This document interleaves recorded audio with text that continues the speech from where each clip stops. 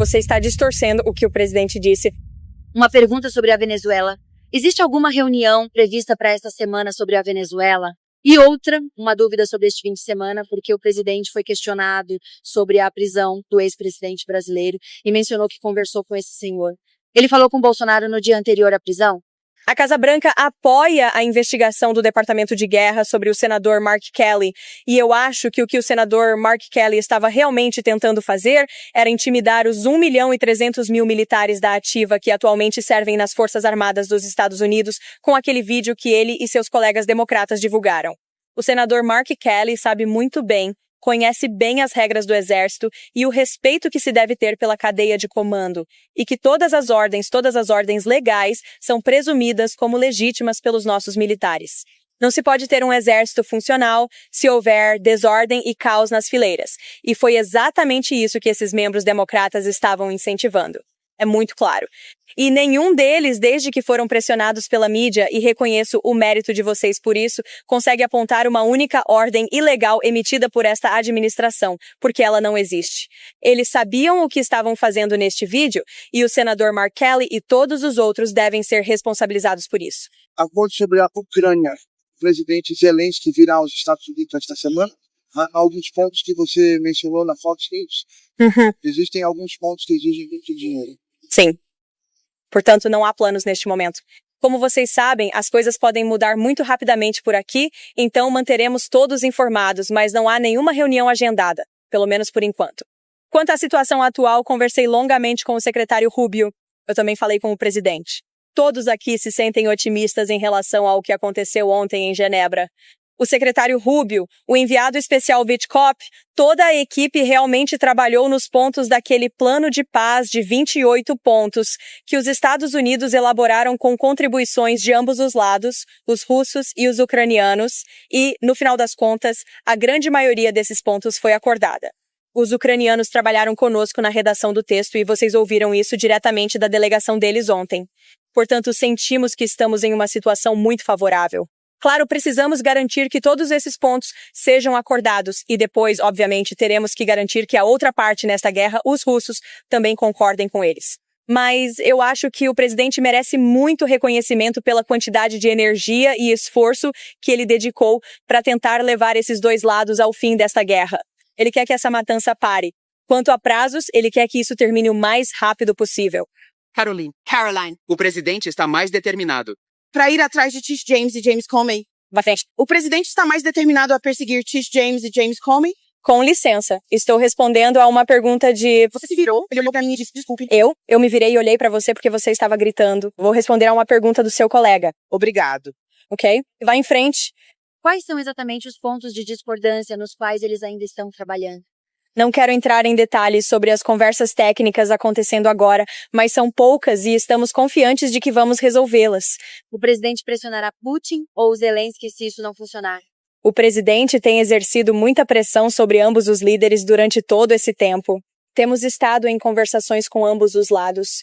Ele tem conversado diretamente com ambos os líderes há 10 meses. Sim, você pode esperar que pressão continue. O presidente quer que guerra termine. Caroline. O presidente está mais determinado agora, após a decisão do juiz de hoje, a perseguir James Comey e Tish James. E se sim, por quê? Eu não diria que ele está atrás deles. Acho que o presidente está mais determinado do que nunca a ver responsabilidade neste país, sim, e a corrigir os erros da instrumentalização do nosso sistema de justiça que vimos sob a administração anterior e Joe Biden. Estamos entrando em uma nova fase na Venezuela. E o que isso implica? Bem, como o presidente faz tão bem, vou tentar ser tão bom quanto ele, não vou divulgar nenhuma ação que possa ou não estar acontecendo em relação à Venezuela. Eu sei que tenho sido muito claro sobre a posição do governo, assim como o presidente e sua equipe de segurança nacional. Nós consideramos o regime de Maduro ilegítimo, e o presidente tem ficado muito satisfeito com os ataques bem-sucedidos contra narcoterroristas e terroristas estrangeiros que traficam drogas ilegalmente para os Estados Unidos da América. Ele não vai tolerar isso, e vocês podem esperar que esses ataques continuem. Qual foi a reação do presidente Trump à rejeição das acusações contra Comey e James? A reação dele foi: já vimos isso antes, já vimos juízes partidários tomarem medidas sem precedentes para tentar interferir na responsabilização, mas não vamos desistir. E eu sei que o Departamento de Justiça pretende recorrer dessas decisões muito em breve, se é que já não o fez. Talvez eu tenha perdido essa informação. Caroline. Uma pergunta sobre a Venezuela. Existe alguma reunião prevista para esta semana sobre a Venezuela? E outra, uma dúvida sobre este fim de semana, porque o presidente foi questionado sobre a prisão do ex-presidente brasileiro e mencionou que conversou com esse senhor. Ele falou com Bolsonaro no dia anterior à prisão? Até onde eu sei, não. Eu não sei se essa ligação aconteceu ou não. Pode ser que tenha acontecido. Posso te dar uma resposta definitiva sobre isso, Raquel. Sei que é muito importante para a sua apuração. Bem, quanto às reuniões sobre a Venezuela, há reuniões sobre uma variedade de tópicos dentro deste prédio o tempo todo. E o presidente está constantemente informado sobre o que está acontecendo no mundo, sobre o que está acontecendo nos noticiários, e ele está muito bem informado sobre tudo em que sua equipe está trabalhando. Caroline. Posso, por favor? Você estava agora abordando os pontos de atrito, desacordo entre as duas partes no processo de paz na Ucrânia. Mas, afinal, quão flexível realmente é o presidente em sua disposição para chegar a um acordo satisfatório? E os europeus farão parte de uma negociação final com os Estados Unidos? Eu acho que ele já foi bastante flexível. Estamos assistindo a esta guerra acontecer há 10 meses. Ele conversou com ambos os líderes inúmeras vezes. Nossa equipe tem se envolvido extensivamente, tanto com os russos quanto com os ucranianos. Como eu disse, há um senso de urgência. O presidente quer ver esse acordo se concretizar e quer ver essa guerra terminar. Eu quero te perguntar, é MAGA apoiar que trabalhadores americanos sejam substituídos por portadores de visto H-1B? Os americanos não são capazes de ocupar a maioria dessas vagas? Quem apoia que trabalhadores americanos sejam substituídos? Eu sei que o presidente mencionou que queria trazer alguns trabalhadores que ele poderia eventualmente mandar de volta em relação a... O presidente não apoia que trabalhadores americanos sejam substituídos. Você está distorcendo o que o presidente disse. O presidente quer ver nossa indústria de manufatura americana revitalizada como nunca antes. Isso faz parte do que ele está fazendo com o uso eficaz de tarifas e fechando bons acordos comerciais ao redor do mundo. É por isso que ele atraiu trilhões e trilhões de dólares em investimentos para o nosso país. Esses investimentos estão criando empregos americanos bem remunerados, bem aqui em casa. Quanto à questão do visto H-1B, o presidente tem uma opinião muito equilibrada e de bom senso sobre esse assunto. Ele quer ver que se empresas estrangeiras estão investindo trilhões de dólares nos Estados Unidos da América e estão trazendo trabalhadores estrangeiros com elas para criar coisas muito específicas, como baterias, ele quer ver isso no início, para colocar essas instalações de manufatura e essas fábricas em funcionamento. Mas, no fim das contas, o presidente sempre quer ver trabalhadores americanos nesses empregos. E ele disse a essas empresas estrangeiras que estão investindo aqui: é melhor vocês contratarem o meu povo se quiserem fazer negócios nos Estados Unidos. Houve muitos mal-entendidos em relação à posição do presidente. Miguel, a colaboração valiosa de Xi Jinping para exercer pressão. Pedir a Putin que o ajude na guerra. Não vou entrar em detalhes sobre a conversa desta manhã, além do que o presidente publicou no Truth Social. Ele divulgou sua própria versão dos fatos e vou deixar por isso mesmo. Mas eu conversei com ele sobre a ligação. Ela durou cerca de 1 hora e foi uma ligação muito positiva. O foco da ligação foi realmente a questão Rússia-Ucrânia, que foi mencionada, mas o principal assunto foi o acordo comercial que estamos negociando com a China e essas relações e como elas estão avançando de forma positiva. O presidente também falou sobre nossos agricultores e estamos satisfeitos com o que vimos por parte dos chineses e eles sentem o mesmo. O presidente e o presidente Xi discutiram a continuidade da comunicação após a reunião muito produtiva que tiveram na Coreia do Sul. O progresso que você acabou de mencionar muda o prazo do Dia de Ação de Graças para que a Ucrânia chegue a um acordo ou o presidente ainda quer algo mais definitivo até quinta-feira? E sobre o caso Comey e Jane, o presidente ainda confia em Lindsey Halligan? Com certeza ele confia, respondendo à sua segunda pergunta. Quanto à sua primeira pergunta em relação ao prazo, o presidente quer ver este acordo está sendo fechado o mais rápido possível, e ele confia que sua equipe está fazendo tudo o que pode para concluir isso com sucesso. O presidente apoia a eliminação do chefe de gabinete do Hezbollah, Ali Tabdizi, por Israel hoje, e ele é a favor de Israel impedir que o Hezbollah volte a crescer? Não falei com o presidente especificamente sobre esse ataque, mas, claro, o presidente apoia o direito de Israel de se defender e de eliminar quaisquer ameaças terroristas na região.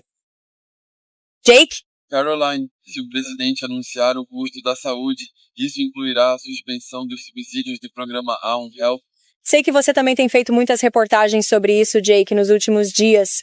Vou te dizer que saúde é um tema de discussão que está acontecendo com muita frequência e intensidade dentro da ala oeste neste momento. O presidente está muito envolvido nessas conversas e está muito focado em apresentar uma proposta de saúde que conserte o sistema e reduza os custos para os consumidores. Quanto aos detalhes dessas discussões, vou deixar que o presidente fale por si mesmo. Como todos sabem, às vezes vocês noticiam algo e então o presidente Trump faz um anúncio e essas notícias nem sempre correspondem ao que se ouve de fontes internas. Então, deixa o presidente falar por si.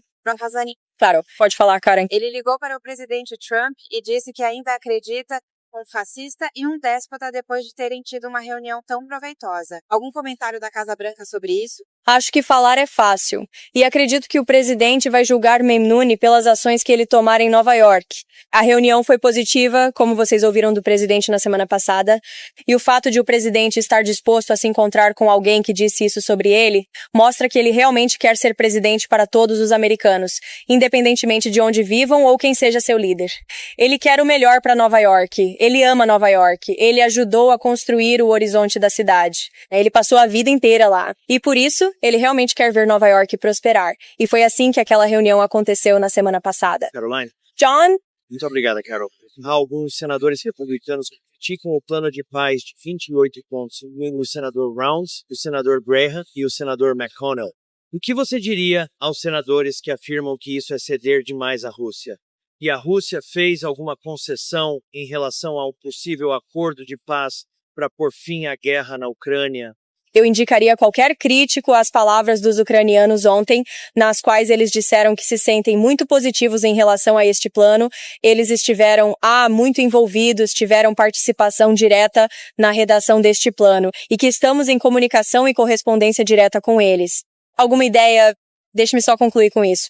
A ideia de que os Estados Unidos da América não estão se envolvendo de forma igual com ambos os lados nesta guerra para pôr fim a ela é uma completa e total falácia. E eu vi muita desinformação, rumores e acusações contra pessoas deste prédio, como o secretário Rubio, o enviado especial Windkoff e o próprio presidente, de que eles estariam favorecendo um lado em detrimento do outro. Isso não poderia estar mais longe da verdade. Eu vi o presidente e sua equipe trabalhando incansavelmente, dia e noite, com ambos os lados, em ligações intermináveis, reuniões sem fim, tentando encerrar esta guerra. Qualquer sugestão em contrário é um completo equívoco dos fatos. Isso vem de pessoas que não fazem ideia do que estão falando, ou de pessoas que estão promovendo sua própria agenda, ou talvez de pessoas que não querem ver esta guerra chegar ao fim. Eu não sei, talvez estejam lucrando com isso. Talvez se beneficiem disso de alguma forma. Mas ninguém neste prédio se beneficia da guerra. Queremos ver esta guerra chegar ao fim, e é exatamente nisso que o presidente e sua equipe estão trabalhando com orgulho. E eu acho que os críticos deveriam dar um passo atrás e refletir sobre o que aconteceu com Israel em Gaza. Havia muitos céticos, nós tiramos os reféns, e este presidente garantiu um acordo de paz que ainda existe até hoje. Todos devem respeitar o trabalho desta administração e observar o desenrolar do processo. Obrigado.